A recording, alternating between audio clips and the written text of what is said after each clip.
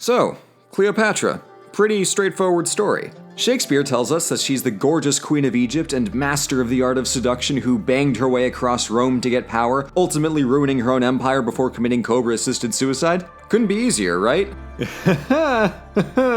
Wrong. For starters, never trust a leading question, but secondly, and actually on topic, Cleopatra's real story is rather less uniformly disparaging and far more interesting. History's pervasive problem with Egypt's final pharaoh is that she usually plays a side character in Roman history rather than ever being the protagonist in her own right, and her story usually gets smeared in the shuffle because of it. It also didn't help that the only historical sources that we have on the matter are from Romans, hence the Rome-centrism and the casting of her character as a seductress with a habit of ruining otherwise perfectly blameless great men. But such is life. So, to get at the woman behind the myth, let's do some history. Cleopatra's story actually starts 300 years earlier when a Greek kid named Alexander decided that he wanted to own the entire planet. So he marched eastward, beat the Persians, and conquered everything in sight. When he died 20 minutes later without a clear line of succession, his generals scrambled to claim their corner of the fragmenting Macedonian Empire. The general Ptolemy got his hands on Egypt and became King Ptolemy, kickstarting a dynasty that I can only describe as deeply unpleasant to trace. And speaking of, click the video on the top right if you want to watch me lose my freaking mind attempting to document the chronology of that lineage. But, unsettling family politics aside, the Ptolemaic dynasty ruled during the so-called Hellenistic era, where Alexander's successors spread Hellenic, that is to say Greek, culture out to Syria, Mesopotamia, and Egypt.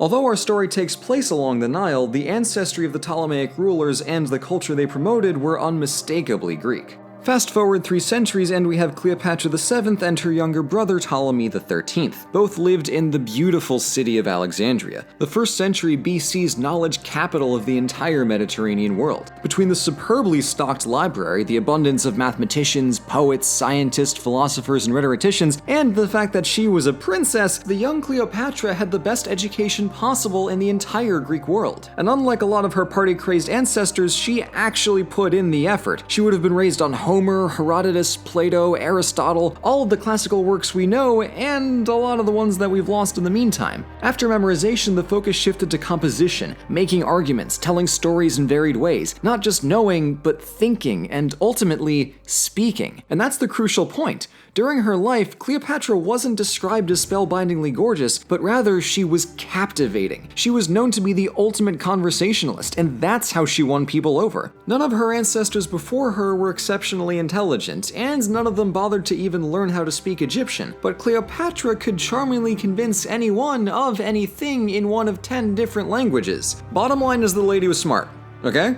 Because I feel like that point is all too often ignored in favor of how supposedly hot she was. So anyway, when Cleopatra's father, Ptolemy XII, died, the throne passed to her prepubescent brother, Ptolemy XIII, and she served as his co-monarch. Interfamilial scheming was no stranger to the Ptolemies, and after a couple years of power jockeying between them, Ptolemy made the political and military friends he needed to force Cleopatra into exile. But at the same time, another, much bigger civil war was afoot. Namely, Caesar was busy staging a gigantic coup and chasing Pompey across the entire Mediterranean. Now, Pompey was close with the Ptolemy kids on account of business with their father, and Cleopatra's hope was that she could promise Egypt's armies in his fight against Caesar if he kicked out her brother and made her queen. Solid plan. But the boy King Ptolemy decided that Caesar was a better bet, so he had Pompey killed the second he arrived in Alexandria. Caesar was deeply irritated at having his victory yoinked, so he angrily plopped himself down in the royal palace. Cleopatra saw an opening and got to work. Casually strolling into the palace wasn't an option on the count of her still being in exile, so she stealthed her way in. Stories of her coming to Caesar neatly wrapped in a fine rug to get past the guards likely derived from the queen being stuffed in a much less conspicuous laundry bag instead. And by the way, when you do put your queen in the laundry, it's machine wash cold and then tumble dry low. There's not a tag, so it's hard to figure out sometimes. Anyway, as Shakespeare would have it, the whirlwind romance begins from that very minute, with Cleopatra's first major act being one of seduction. Now, that wouldn't be a particularly high bar to clear, given Caesar had an affair with every woman who so much as made eye contact with him, but the evidence points to any romance between the duo happening a little further down the line. While I don't doubt that Cleopatra eventually developed googly eyes for the sharpest cheekbones in the Mediterranean, she needed an ally much more than a boyfriend. That was just a bonus. Likewise, Caesar probably realized after about 2 minutes of talking to her that she was a far more useful ally and grain provider than the young, dumb, and already on thin ice Ptolemy. They both had what the other wanted, a good friend in a soon-to-be high place. But it wasn't as simple as high-fiving and conquering the world together. Ptolemy and his army blockaded Alexandria, and the new power couple was stuck in a besieged royal palace for 6 months. Caesar put his neck out by betting on Cleopatra, and side note, that's not the kind of thing that Caesar, of all people, would do for just some crush. Cleopatra was clearly a valuable ally in Caesar's eyes, and not just a pretty face and figure. However, by the time that Caesar's reinforcements arrived to break the siege of Alexandria and defeat Ptolemy's armies, the two had spent plenty of quality time together. They were lost in endless conversation, she was pregnant, they were tagging each other in memes, it was true love. And by this point, Caesar had conquered the entire Mediterranean. But instead of immediately going back to Rome to be dictator, he spent an extra year touring Egypt with Cleopatra. When he returns to Rome, he publicly acknowledged Cleopatra's son Caesarion as his child. While Caesarion wasn't in line to gain much in Rome, he would spend the next 2 decades preparing to become Pharaoh of Egypt. But our most pressing concern here is Cleopatra, who now fully and finally became queen, and she wasted no time in carefully tending to a kingdom that its rulers had largely ignored for centuries. As queen, Cleopatra took on the role of Isis incarnate. Every bit of iconography, be it art, dress, coinage, or ceremony, all proclaimed the same message.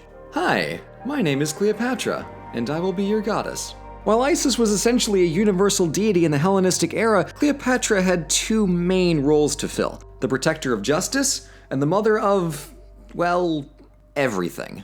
To that end, actually being a mother was great PR for her because she really got to lean into her relationship with the fertility of the Nile River. Agriculture was everything on the Nile, and after her father went bankrupt by bribing Rome not to annex Egypt, she made effective use of a strong bureaucracy to make sure the economy ran smoothly. When your entire country lives and dies by the flooding of the river, there really was no room to be laissez-faire about it. And as it happened, she had to deal with a string of droughts in the early years of her reign, which she handled remarkably well. The Ptolemaic rulers were the most notorious party animals on Earth, and Cleopatra was no exception to that affinity for pageantry. She differed in that she utilized that revelry to make religious and political statements, and she recognized that being a queen necessitated actually doing work. Whenever she wasn't hosting a royal function or ceremony, she was reading and writing letters, addressing complaints from people up and down the Nile. She was also very attentive to the strife between Greeks and Egyptians. Most civil disturbances stemmed from that simple divide, so Cleopatra presented herself as a queen for both her fellow Greeks and for the population of Egypt that was,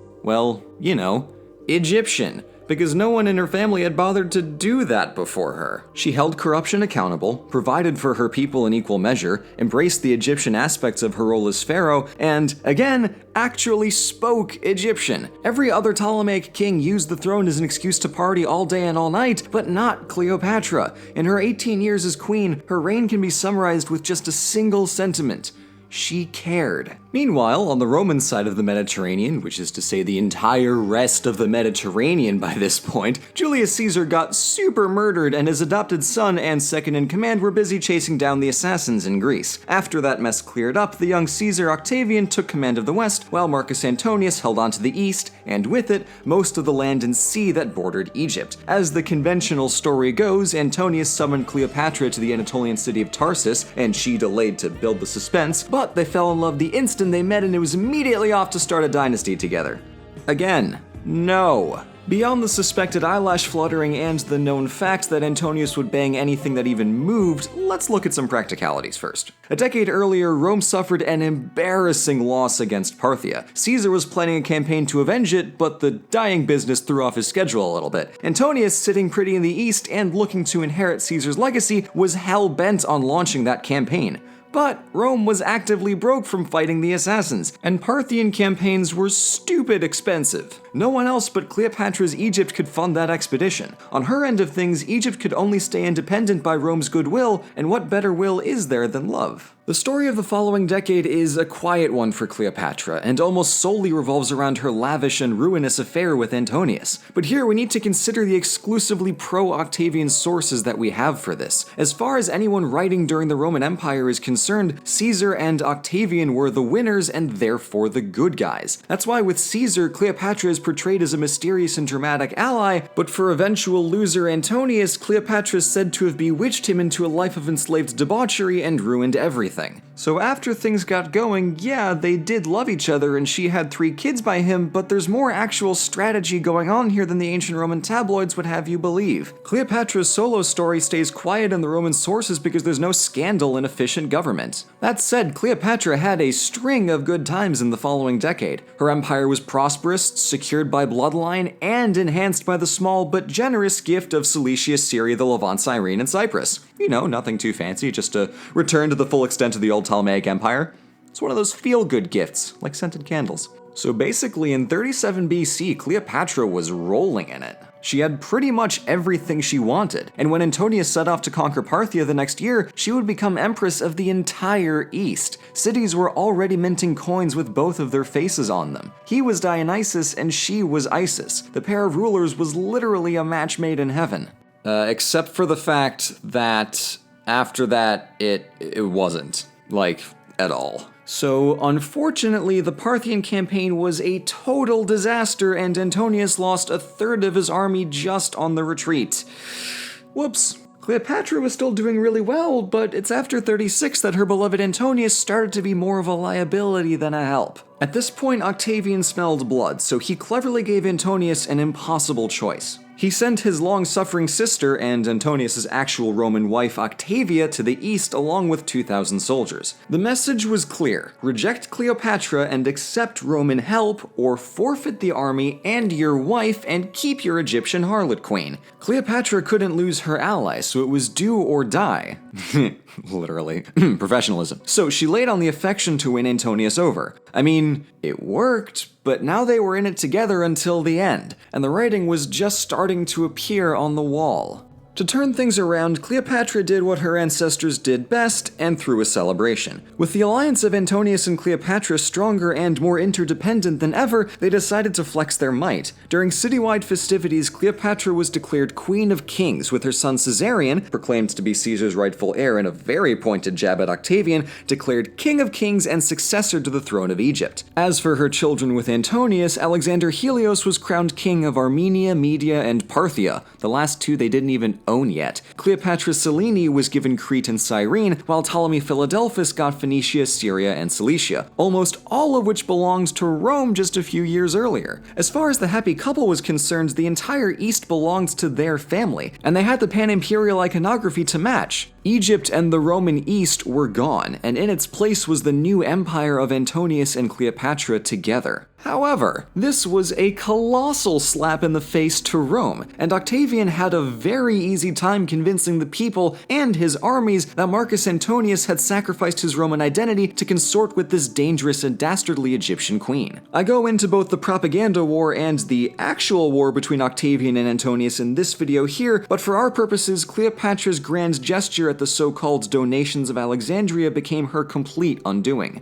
After their defeat at Actium, again, up over here, click it, go watch it, it was game over. The final months and moments of the star-crossed couple have been unsurprisingly romanticized to death, literally, so there's no way to actually know what's up, but we can take some educated guesses. After Actium, Antonius was a despondent mess, and his soldiers were defecting hourly, but Cleopatra was still planning ways to escape and turn the tables while consoling Antonius at every turn. That strength of character is nothing short of astounding. Even here, in total defeat, she never quit. In the end, there was no defeating Octavian. Though she threatened to burn the entirety of her treasure if he tried anything sneaky, he captured her and demanded that she be the main trophy in his victory parade. And that was something that she would not do. With her lover already dead and her children by him promised to live with the infinitely accommodating Octavia, Cleopatra instead chose death. It wouldn't have been by a snake bite, though. Those really hurt, and she had painless poisons for that kind of thing. Per the leaked will of Antonius, the two were buried together in Alexandria, where they've gone undiscovered to this day. So, that is the roller coaster that was Cleopatra's life. It's been twisted every which way to suit the needs of 2,000 years worth of writers, but under the slabs of romanticized gossip, Cleopatra was a woman who used her genius, her wealth, her power, and to a certain extent her sexuality to accomplish her many goals. Throughout her life, she planned carefully and worked hard because she cared. And, if only briefly in the grand scheme of things, she achieved some insane stuff. She's arguably the most powerful woman in history, and you could easily make the case that during her lifetime she was the smartest, most accomplished person on the planet. But of course she also had boobs and did the sex sometimes, which is clearly the takeaway historians, playwrights, and storytellers should be focusing on. That surely won't give anyone a dangerously reductive impression of one of history's most interesting people, or diminish a lifetime of world-shaping accomplishments to 2 boyfriends and a snake.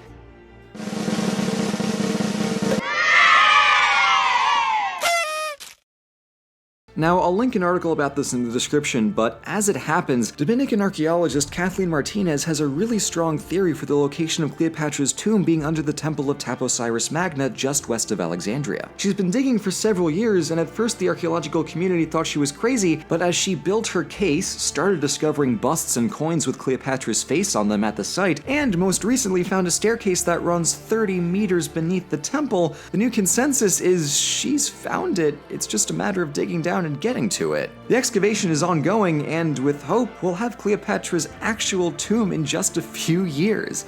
That's awesome!